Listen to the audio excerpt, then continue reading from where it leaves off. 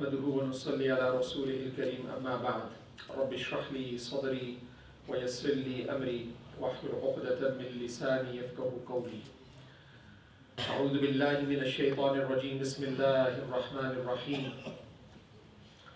ويل للمطففين صدق الله العظيم.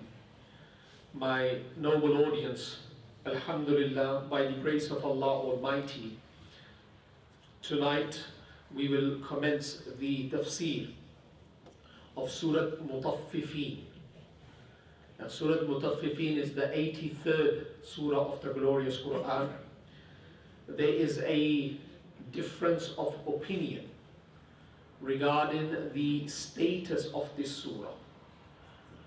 There is a group of scholars that are of this understanding that this is a Makki Surah.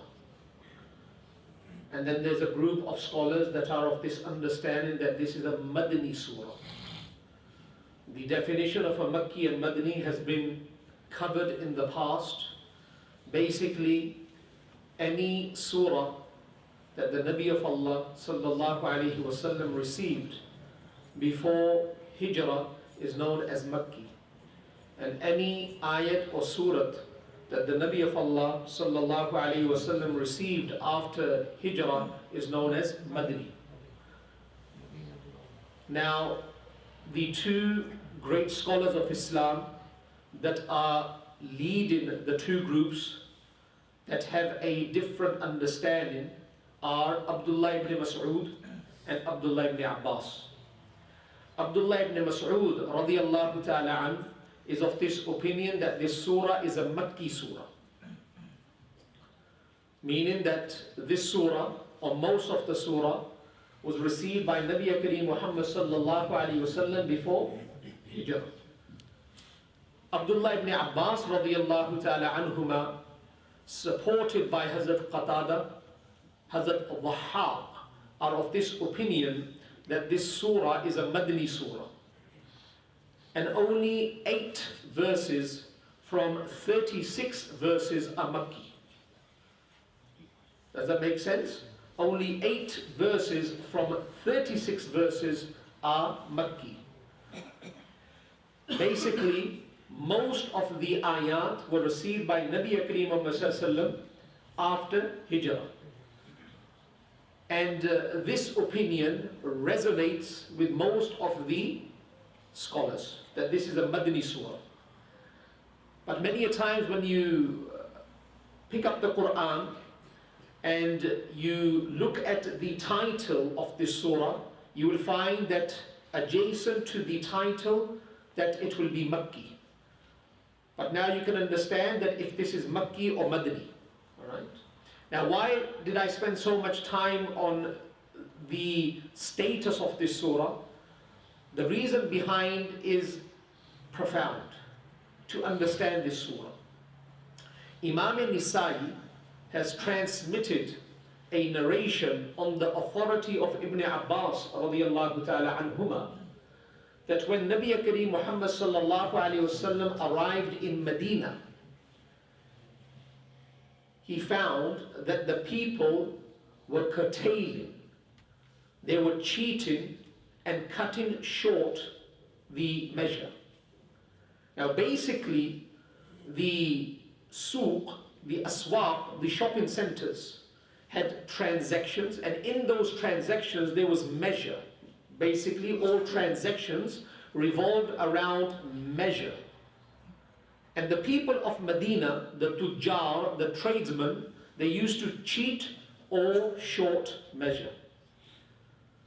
So Ibn Abbas radiyallahu ta'ala anhuma says the first surah that Nabi Kareem Muhammad sallallahu alayhi wasallam received in Medina was Surah Al-Mutaffifin, in which Allah Almighty gave clear instructions to the residents of Medina that from today onwards you cannot measure short and you cannot cheat. Now when this surah was received and recited by the Nabi of Allah in front of the tujjar of Madinatul Munawwara, they immediately abandoned the wrong, the incorrect custom that was practiced for many, many decades. Now the word that I would like to focus upon is tatfif. Now basically, if we study the Quran from cover to cover, we come to know that a nation known as the nation of Madian was destroyed because they used to cheat in their transactions. And the prophet that was deputed to educate these people, his name was Hazrat Shu'aib. وَإِلَى مَدْيَنَ أَخَاهُمْ شُعَيْبًا. Most of their transactions revolved around measurement, and they used to short measure. Hazrat Shu'aib alayhi salatu wassalam multiple times educated them to the wrong of this practice, but they did not give heed.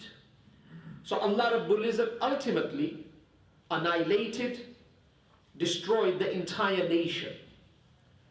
Now Nabi Kareem Muhammad sallallahu alaihi wasallam arrives in Medina, and he knows that this is going to be a city where I am going to implement the laws of Allah Almighty. And the laws of Allah Almighty are inclusive to all departments of life. And mu'amalat, transactions, are a very important part of Islam. Islam has not left a human being without guidance wherever he may be. So that's why when we study the books of jurisprudence, we come to know that there are lengthy topics, or you can say lengthy chapters, pertaining to our mu'amalat, our transactions. Nowadays we find that Islamic finance that has been introduced by the contemporary scholars is to facilitate the Muslim Ummah in securing a shelter in a domain where there was no alternative. So the commercial banks, they were constructed upon the system of a riba that was disallowed for the believers. But what we have not really given focus to is that the contemporary scholars, they had secure and sound knowledge to dive into the principles set by the predecessors and establish a system whereby they can secure shelter for the growing Muslim population. And this is the comprehensiveness of our Sharia. Now I'd like to make mention of a ruling that will assist you in future to come. Many a times we become very, very narrow-minded and rigid in our approach. And this rigidness is destroying the beautiful fabric of Islam. Islam is a religion that has a lot of diversity. It has a lot of diversity. It can accommodate for those people that are on the high podium, and it can accommodate for those people that have entered the arena in which they see the podium. Do you understand what I'm saying? Islam has facilitated for all. Not every person is sitting on the podium. There are many people that are watching the VIPs that are sitting on the podium. But Islam has facilitated for all. When it comes to contemporary issues, and I would like you to listen to this carefully, do not misunderstand what I am saying, and do not misrepresent me outside. But alhamdulillah, it is all recorded. When it comes to a contemporary issue, there is going to be difference of opinion. There's going to be difference of opinion in a contemporary issue. If we study the rulings of the Sahaba pertaining to one topic, we will find that there's a difference of opinion. There are many, many masail in which Sahaba have differed. Does it make sense? So when it comes to a contemporary issue, where there is not explicit and clear rulings, then the contemporary scholars, based upon principles, they will give a ruling. Now these rulings will be diverse. There may be one group of scholars that will accept, and there will be one group of scholars that will reject. So how does that translate and trickle down when it ends up in the court of the congregants? It gives you flexibility. If you feel satisfied with one ruling, as long as the rulings have been endorsed by competent group of scholars. That's it. As long as it has been approved by competent group of scholars, it translates to permission for the ummah.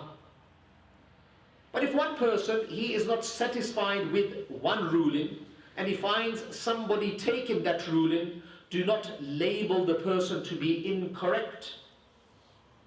Let that person practice.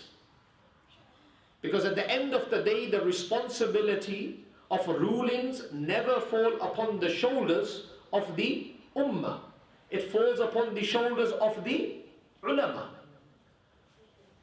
And then Nabi Kareem Muhammad sallallahu alaihi wasallam has said that if the ulama give a ruling and it is correct, they are rewarded 2 rewards. One for ijtihad and one for reaching what is right. And if they make a mistake, they are still rewarded for making ijtihad. So do not be rigid in your approach. If ijtihad was not made on the contemporary issues,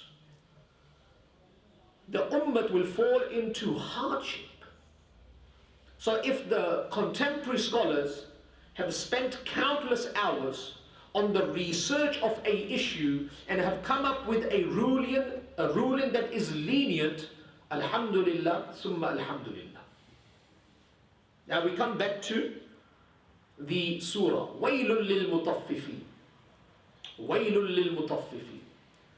Woe to al mutaffifin, those that curtail, those that are short in measure.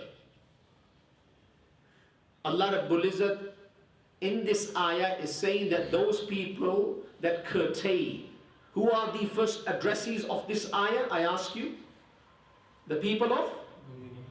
The tujjar of the aswaq of Medina are the addressees of this ayah. Make sense? What did they do? How did they deal? What were their transactions revolving around? Measurement.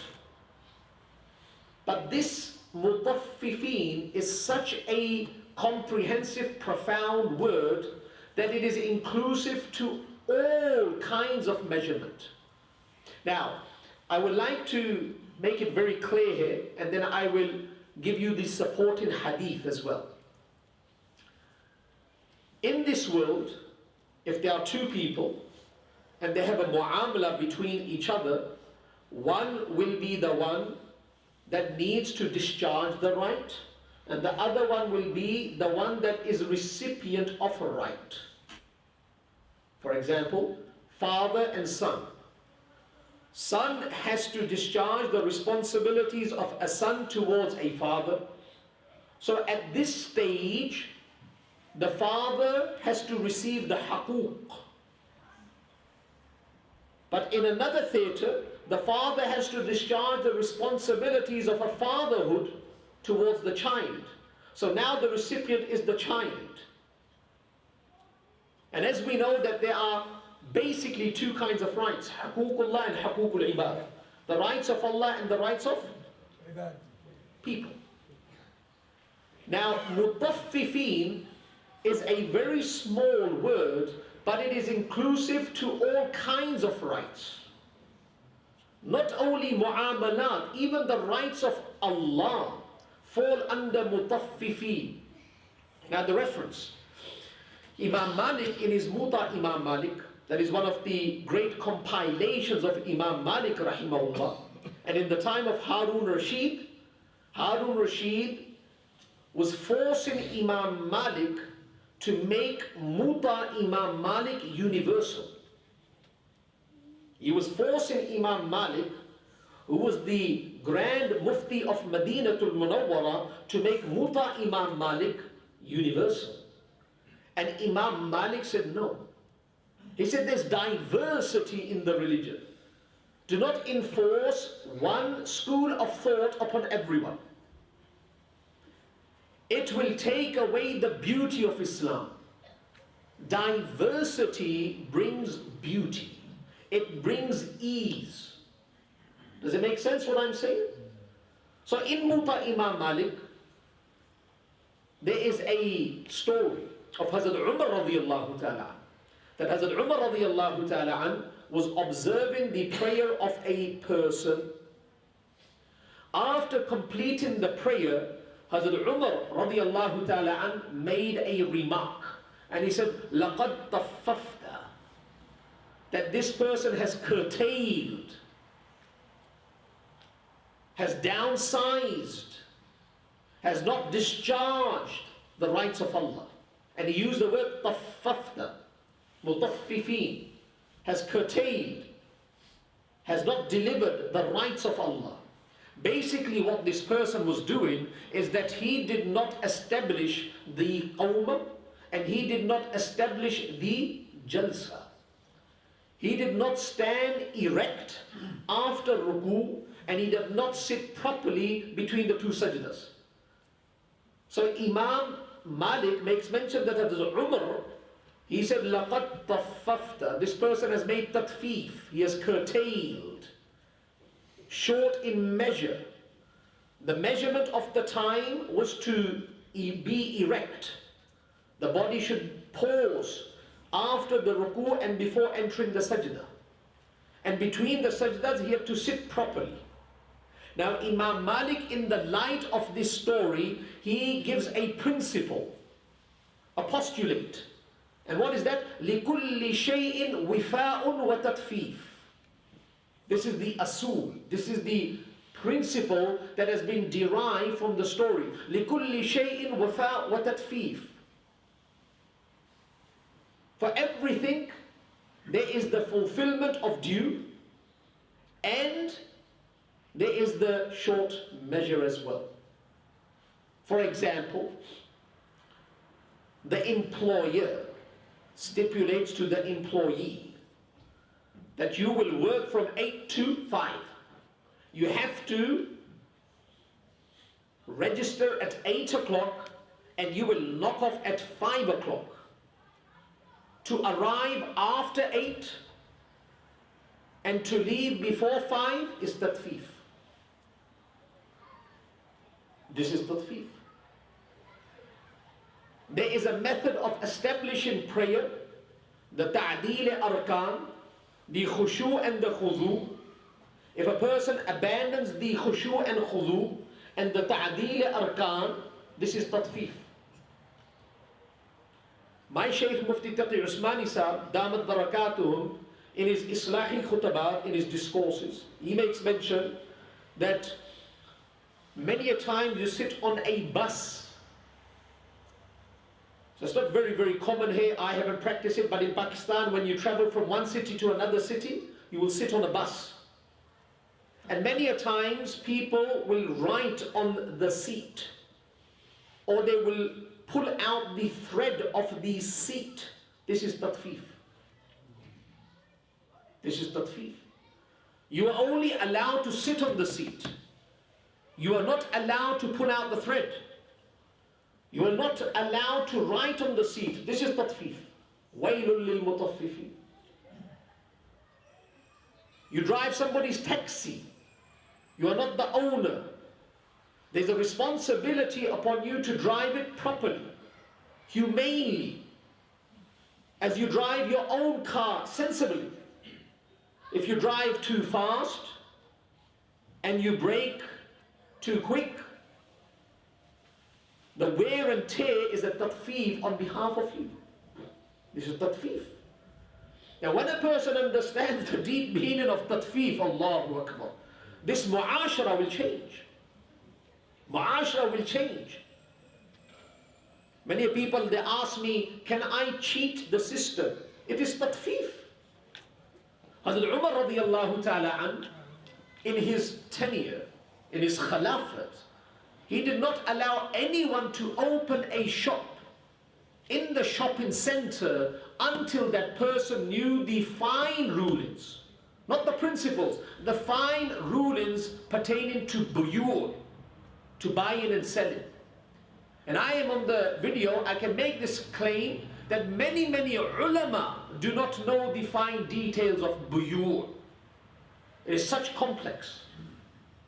But let alone the public, the person speaking as well, he will not know the fine details of transactions. But a normal tradesman and a tajir in the time of Hazrat Umar was educated about the fine details pertaining to buying and selling. And one of the basic principles is that do not cheat and do not commit short measure. Do not curtail. Does it make sense? So Allah Rabbul Izzat grant us the ability to abstain from tatfif. Now, I'm going to make mention, I said a few weeks ago, I'm going to make it short, but there are so many topics in my mind and it's very important to cover this word tatfif. It is our aqeedah, in the light of the Quran and in the light of the hadith, that whenever we do something, may it be good or bad, there is repercussions, there is reward. Now if there is fire burning, I know the strength and the power and the function of fire. And what is the function of fire? To burn. If I don't believe in the function, try it out. Put your hand in the fire, and the high probability is you will come out burnt. Don't challenge it. This is the sunnah of Allah. The sunnah of Allah is fire will burn. But indeed the qudrat of Allah can come to your rescue. But do not challenge the qudrat of Allah. I say something very deep. Do not challenge the qudrat of Allah. The very famous incident in the time of Hazrat Isa alayhi salatu wasalam, he was standing on the mountain and the shaitan came. And the shaitan says to Hazrat Isa, Jesus peace be upon him, he says, that do you believe in Allah? He says, yes. Do you believe in the power of Allah? He says, yes. Then he says, why don't you throw yourself off the mountain and see if Allah saves you? And Hazrat Isa ﷺ said, La'nat upon you, the curse of Allah upon you.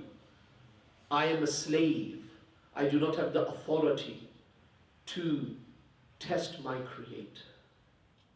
I do not have the authority to test my Creator. Who gave us the authority to test our Creator? Indeed, we believe that Allah is the controller of the fire, but who gave us the authority to test Him? The sunnah is that the fire will burn, the qudrat is that the fire will not burn if Allah wills. The example is there. But Allah ka imtihan na lena. Allah ka imtihan nahi lena.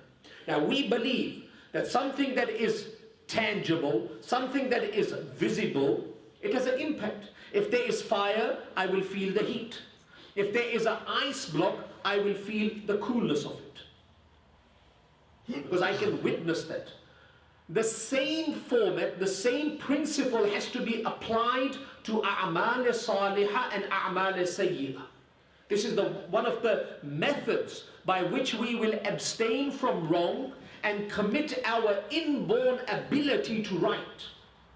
And we have to believe, just like fire burns, that's the function, and the ice block will make the temperature balanced, cool. Likewise, a'mal salihah has an impact, and a'mal sayyi'ah has an impact. A'mal salihah will bring good results, and a'mal sayyi'ah will bring bad results. Now when it comes to tatfif, cheating and short measure, Not only in items that are measurable, but even in those items and actions and speeches that are not measurable. For example, if I say something, the tatfif, if I say something to hurt the feelings of another person, to burn the heart of another person, I have committed tatfif of the tongue, because the tongue is to bring peace in the heart, not to ignite a flame in the heart. This is tatfif as well. But I can't measure that. So some things, items and speeches are measurable and some are not. Now, what is the impact of short measure? What is the impact of short measure? So Imam Malik in his Muta has made mention, and I'm going to discuss this. There's a hadith reported by Abdullah ibn Abbas radiyallahu ta'ala anhuma, that Nabi Kareem Muhammad sallallahu alayhi wa sallam said, "Ma ظهر الغلول ما ظهر الغلول في قوم قط إلا ألقي في قلوبهم الرعب." A prolific statement. Abdullah ibn Abbas radiallahu ta'ala anhuma said, when dishonesty in the captured enemy assets becomes evident among people, Allah puts fear of the enemy into their hearts. Now I'd like you to really focus upon this. This is the impact of being dishonest in the booty, in the mali ghanima. If we trace to the inception, we will realize that a person captures mali ghanima because of bravery, because of valor. True? Because he was brave. He displayed valor. He was not afraid. He was marching forward. The opposition, they fell into awe. They bolted. They fled the battlefield. This person got the mal ghanima. But if he was dishonest in distribution of mal ghanima, the booty, the impact of this, that is not visible and tangible, and it cannot be felt immediate, is that Allah, the one that is controller of the heart, will take away the awe that He imposed in the heart, and Allah will put that awe in your heart. So in the future, you will not receive mal ghanima. Meaning, if tatfif is established in the distribution of mal ghanima, you will not receive mal ghanima in the future. So one more principle we learn from this, that the establishment of abandoning tatfif will allow us to sustain the bounty, or let me say, will allow the bounty to increase in size and volume. Does it make sense? Second part of the hadith. وَلَا فَشَ الزِّنَا فِي قَوْمٍ قَطُّ إِلَّا كَثُرَ فِيهِمُ الْمَوْتِ. And when fornication becomes widespread among people, death prevails among them. So a lot of people nowadays are educating the youngsters of safe sex. And I say that there will be no safe sex. You can cover the private part with whatever you want, but this will not save you against the wrath of Allah. You are only familiar with one kind of punishment. Allah can introduce other kinds of punishment and bring them through different windows and doors that are not perceived by you. So the best solution, youngsters, to safeguard ourselves from the wrath of Allah is to uproot the crime rather than secure the crime and make the environment conducive to the crime. Making the environment conducive is not going to be the solution to the problem. So Allah Almighty says, كَثُرَ فِيهِمُ الْمَوْتِ. AIDS is one window of death. There may be other windows that will open of death if fornication is not prevented. Furthermore, and this is relevant to our topic, Tatfifna, the next part. وَلَا نَقَصَ قَوْمٌ الْمِكْيَالُ وَالْمِيزَانِ إِلَّا قُطِيَ عَنْهُمُ الرِّزْقِ. And when people indulge in short measure and weight, their sustenance is cut off. Allah. A person, when he gives, there's short measure. When he takes, he wants full. Now, many a times we see in our countries the scale. So many a times we'll see a weight at the bottom. It's ajib. Itne chori hai log. So there's a scale.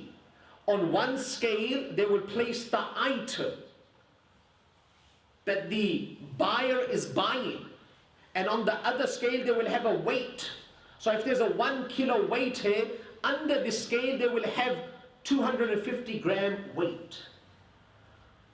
So the buyer is only receiving 750 grams of goods.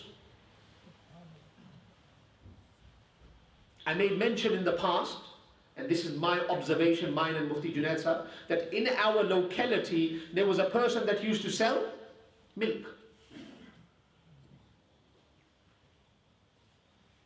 And he used to claim that he did not add water to the milk. Now, there are different rates to the milk. $10, 10 rupees, 20 rupees, 30 rupees. You say, it's milk, what's the difference? He says there's less water, a little bit more water, a little bit more water. At least he's speaking the truth. This guy says, I do not add water. You can come and see, when I'm milking the animal, I do not add water.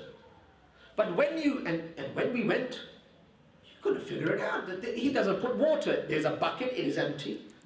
He puts it under the udder. He milks the animal. He gives you the milk. When you drink the milk, it is all water. There's no taste of milk. What is this person doing?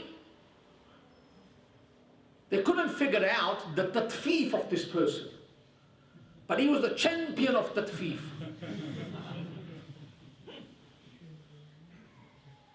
So he was caught out once by a group of youngsters. He had a bottle of water under his armpit. And he had a pipe that used to go to his palm. And he used to go like this. And the water used to go in. So you're playing with Adam, like this, and the water squeezes through the pipe into the milk. But a person does all this, and he, just think about the mind, how it worked and how it came up with that system. He was a genius. But he used it destructively, not productively, in the field of spirituality. The reason is that he believes that by doing this I will gain more. But what does the Nabi of Allah say, sallallahu alaihi wasallam? That when people indulge in short measure and weight, their sustenance is cut off. You may collect more in terms of number, that when you were given pure milk, you only collected 100 rupees. Now you got this bag, and you're emptying this bag through the pipe into the bucket, and you're making 200 rupees, but your sustenance has been cut off. This 200 rupees will not suffice you. Allah will place expenses in your life from places where you did not expect. And Allah will reduce expenses in the 100 rupees that are halal and tayyib. And we see this many a times. Many a times people say that Mr. So-and-so, his wage is so little, but he lives a beautiful life. It is because of Allah has not cut off the sustenance, the barakat that comes with sustenance. What is the benefit of having such a large number of wealth, but it does not suffice? And on the other hand, there's a person that has little by number, but it suffices. And you look at his life, and his life is better than this person's life. Does it make sense? So Nabi Kareem says, if a person does tatfif, remember this, if a person is a tajir and he does tatfif, the rizq will be cut off. Meaning that the barakat, the blessing will be taken away. وَلَا حَكَمَ قَوْمٌ بِغَيْرِ الْحَقِّ إِلَّا فَشَاءَ فِيهِمُ الدَّمْ. And when people do injustice in their decisions, Allahu Akbar, bloodshed becomes widespread among them. And we see a manifestation of this on a daily basis. When justice is not established, social justice is not established, and in many Muslim countries, there is no social justice, then we see bloodshed. And then the saying of Nabi Kareem is seen by all of us, that the qatil does not know why he is killing, and the maqtul does not know why he has been killed. The murderer does not know why he is murdering, and the murdered does not know why he has been murdered.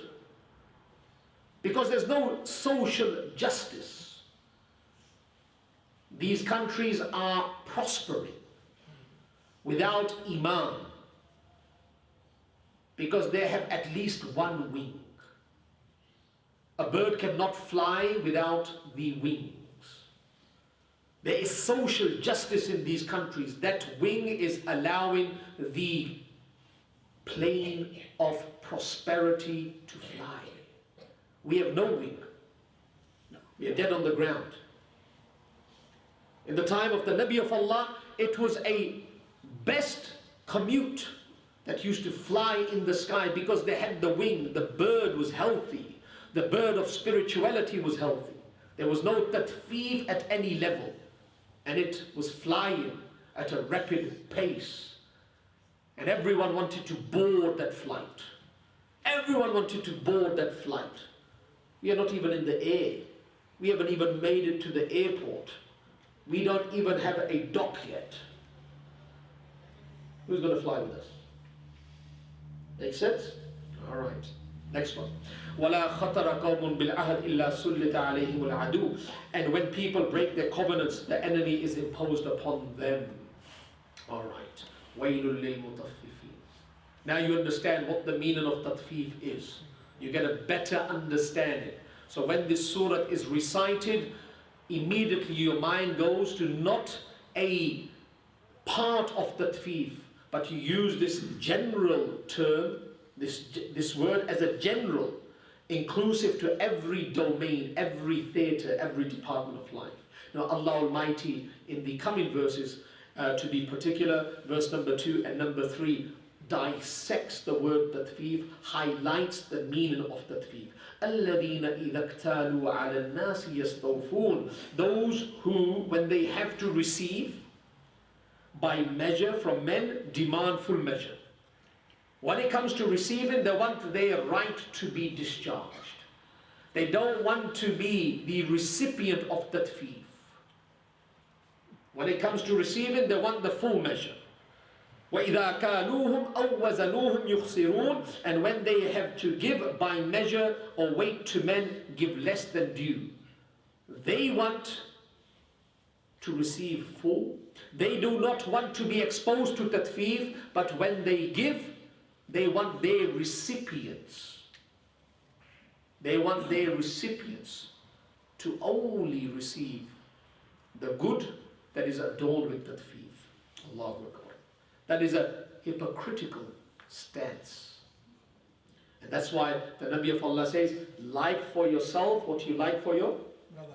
Or like for your brother what you like for yourself. Like for your brother what you like for yourself. We don't like tatfif for ourselves. Why do we like that tatfif for our brother?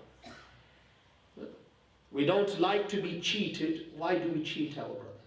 You know, these small sayings of Nabi Kareem are so deep, so profound, that even if one was to be established, it will change the dynamics of the world.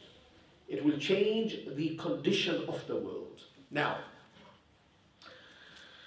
there's a hadith Qudsi, and because we're talking about trade, and many a times we don't speak about trade, that's why I'm spending much time upon the topic of mu'amalat.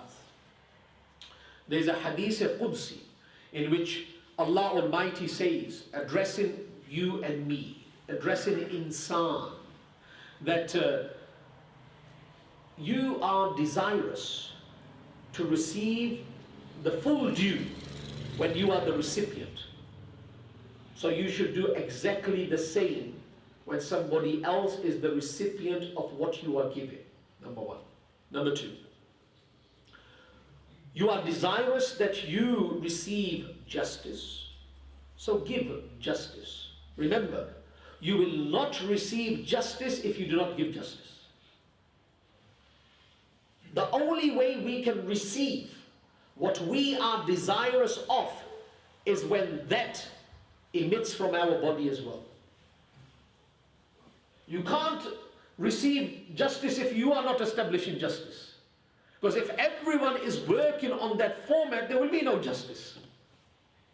If everyone is saying, I want justice, but don't worry about the justice from me, who's going to get the justice? That's why Islam has started from what? Yourself. You discharge what is incumbent upon you, and if everyone works upon that pattern, everyone will receive their due right. Does it make sense? And that's why my Shaykh Mufti Taqi Usmani Sahib Damat Barakatuh, he says, don't worry about your right. Worry about discharging the right of others that falls upon your shoulders. Do not display selfishness in your attitude. يُؤْثِرُونَ عَلَىٰ أَنفُسِهِمْ وَلَوْ كَانَ بِهِمْ خَصَاصًا. Islam, the mizaj of Islam is ithar, sacrifice. Sacrificing that good, that commodity that you have a strong inclination towards. لَن تَنَالُوا الْبِرَّ حَتَّى تُنْفِقُوا مِمَّا تُحِبُّونَ. You cannot attain perfection in your faith until you give that is most desirous to you. Islam demands ithar and sacrifice. So Nabi Kareem makes mention of this hadith Qudsi, that if you want insaf and justice, give justice. And if you do not want to be wronged, don't wrong anyone. If you don't want to be the recipient of dhulm, do not become a dhalim. One day myself and Mufti Junaid Sahib, we were sitting down and we were talking about the condition of the Muslims. And he made mention of something that really resonated with me. And it sits in my mind till today. I said that, something doesn't come to my mind. Allah Almighty through the Nabi of Allah, and the hadith is so sound that when a madhloom raises his hand and he asks Allah to give justice, to establish justice, this dua ascends and there is no blockage. It goes and hits the arsh of Allah. I said, there are so many mazlooms in the world, especially the Muslims. They are mazloom, and they are making dua day in, day out, 24/7. According to the statement of the Nabi of Allah, their supplication is arriving in the court of Allah. And Mufti Junaid Sahib said, you're forgetting something. I said, what? He said, the one that is mazloom today, the next moment he is a zalim. The one that is mazloom today, tomorrow he's a zalim. He has been wrong done today, but he will be wrong doing somebody tomorrow. And when a person is a zalim and a mazloom, then this zalim, the zulm, will negate the acceptance of this person in the court of Allah Almighty. So one person cheats today, or is being cheated today, he will cheat somebody tomorrow. One person, he has the ability to cheat of 100 rupees, he will cheat 100 rupees. One person has the ability to cheat of 1,000 rupees, he will cheat of 1,000 rupees. The one that is on 1,000, he will cheat the one that is on 100. So today, this one on 100 is mazloom, he is the zalim. Second day, this person that has 100, he will cheat the one that has 50. So yesterday he was mazloom and today he is zalim. We are zalim and mazloom. And that's the problem in the world. That tatfeef is being established in our conduct, in our behavior, in nearly every department of life. So Nabi Kareem Muhammad makes mention in this hadith al-Qudsi that if you want to be safeguarded from being wrong done, don't wrongdo anyone else. Don't wrongdo anyone else.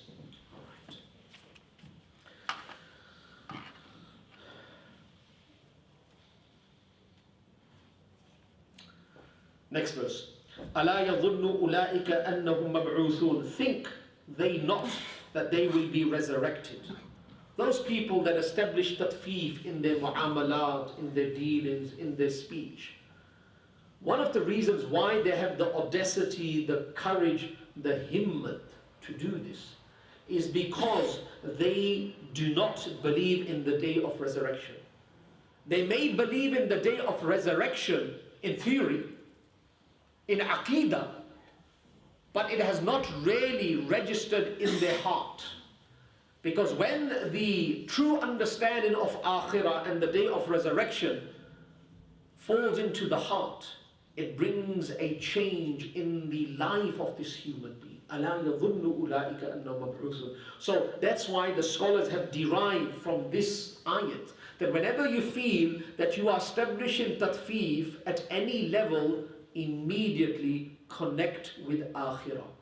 This tatfeef is in proportion to be oblivious to Akhirah. If a person has forgot Akhirah 50%, he will establish tatfeef 50%. And if he has forgotten Akhirah 100%, there will be tatfeef of 100%. So the remedy to tatfeef is to focus upon Akhirah. أَلَا يَظُنُّ أُولَٰئِكَ أَنَّهُمْ مَبْعُوثُونَ لِيَوْمٍ عَظِيمٍ. On a great day. On a great day. Which day is this? يَوْمَ يَقُومُ النَّاسُ لِرَبِّ الْعَالَمِينَ. Allahu Akbar. The day when mankind will stand before the Lord of the Alameen. You know, we are afraid to stand in front of a judge. Think about it. I really want you to think about it. We are afraid to stand in front of a judge, and a judge is a person like us. He has weaknesses. He does not have complete knowledge. He has desires. He can be bought out, as many judges are bought out throughout the world. He has flaws. He has weaknesses. But we are very afraid to stand in front of him, because we do not know if the ruling will favor us or if it will place us behind bars. How strong is this ayat?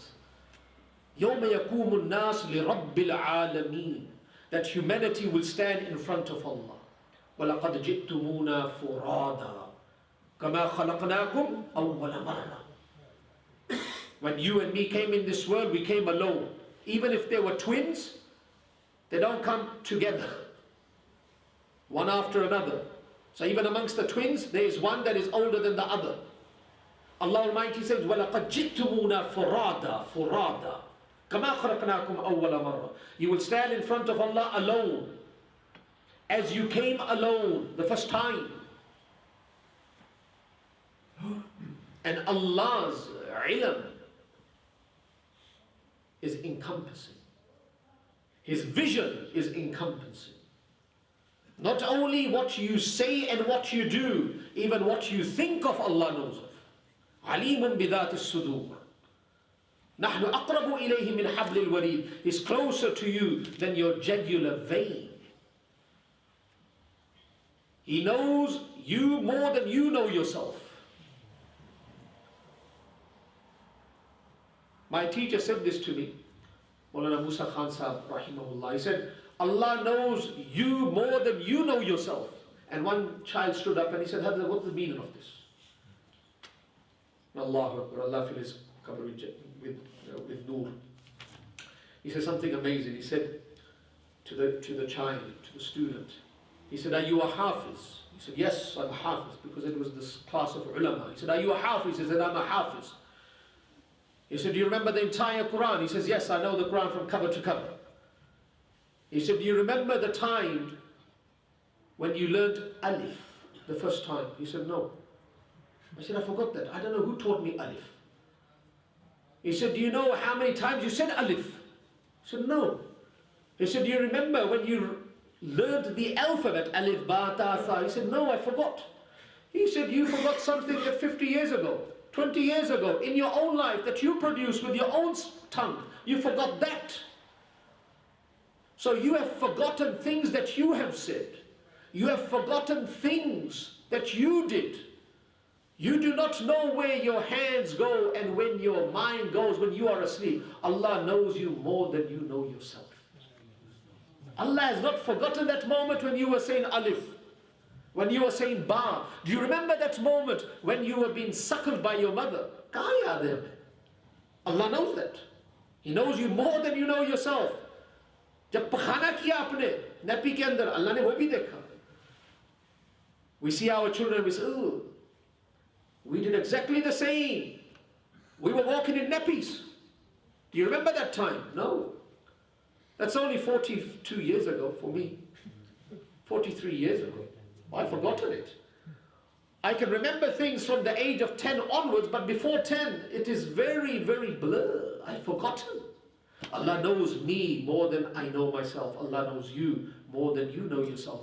يَوْمَ يَقُومُ النَّاسِ لِرَبِّ الْعَالَمِينَ. We're going to stop at that because there is a strong hadith that we have to cover in relation to يَوْمَ يَقُومُ النَّاسِ لِرَبِّ الْعَالَمِينَ, the following week of Allah wills. سبحانك اللهم وبحمدك أشهد أن لا إله إلا أنت أستغفرك وأتوب إليك. Inshallah, we'd like to make one announcement, and then after that, inshallah, we'll make dua. Just spread the word out. The tafseer has started. A few people are still ringing me. Is the tafseer started? This is the third week, I believe. So inform all the brothers. And at the same time, the video that has been produced by Brother Musa, Allah reward him as well, is on YouTube as well. So put the word out. More people benefit. It is a reward for all of us. We are all together in this, inshallah. We made a dua for a person in the month of Ramadan. Allah granted him health, but I've just been informed that he has fallen sick once again. He has fallen into a coma. So we make dua that Allah grant him shifa kamila. If shifa is not in his destiny, Allah grant him a departure of complete faith. At the same time, my dear brother Umar, his wife is very, very sick in Townsville as well. Indeed, she is recovering, but the recovery is very, very slow and steady. So it's very hard upon the family. It's very taxing as well. So all brothers are requested to grant the sister complete shifa and complete sabr jameel to the family. There's something coming in my mind, it's just bound. Yeah, the camp. So the camp this week, the 5th, the 6th, the 7th. So inshallah we'll be leaving after Salat al-Jumu'ah. There will be buses here. And inshallah we'll return back Sunday around 12 o'clock. So those that have registered, they will get the alert. Right? Those that have not registered, please meet Brother Jawaid downstairs. So Brother Jawaid is taking the names. I don't know if there's any spots available now, but you can speak to Brother Jawaid. Or kuch? Brother Habib Deen, the person that comes and prays Jummah here, one of the founders of this mosque, he had a knee replacement. Alhamdulillah, he has told me to inform the congregation that the knee replacement is successful, but he still needs your dua that Allah grant him shifa.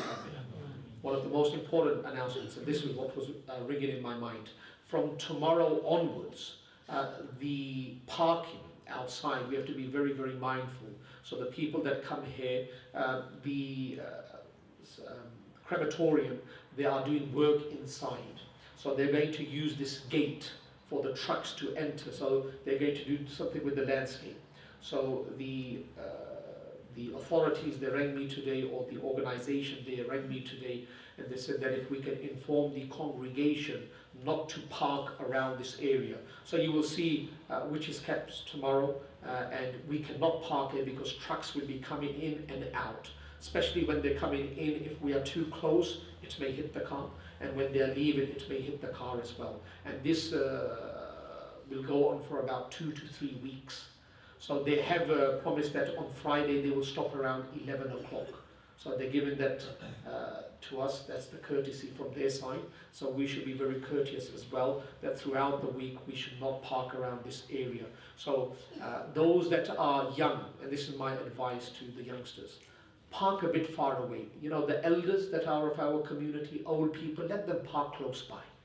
Right? Anyone who is below 50, they can park 1 street away, 2 streets away, and they can walk. But those that are old, anyone that is above 50, let them park close by, let them park in the Islamic Center car park as well. Jazakallah. The food provided today is by Brother Matiullah. So I don't know if Brother Matiullah is here. Allah grant him and his family falah darain. Allah grant Brother Javed for his, falah darain, for his efforts as well.